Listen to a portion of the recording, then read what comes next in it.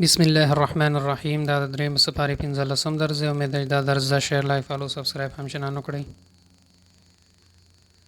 واقوام او ښه درست ساتونکی دی.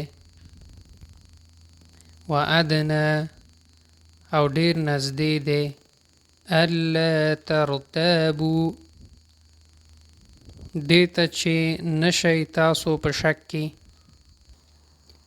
حاضرة تديرونها لاس په لاس چې اخلی او راخلی تاسو، لاس په لاس چې اخلی راخلی تاسو. ولا يضار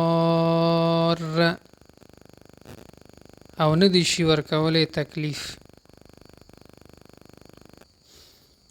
ولم تجدوا او نه بیامومی. فرهان مقبوضه دا آیت مفهوم د څه دی چې نو د شیانو په ګراو اخیستلو معامله وکړئ. فإن آمن نو هر کله چې اعتبار وکړي. فلیؤدي نو په کار ده چې ادا کړي. الذي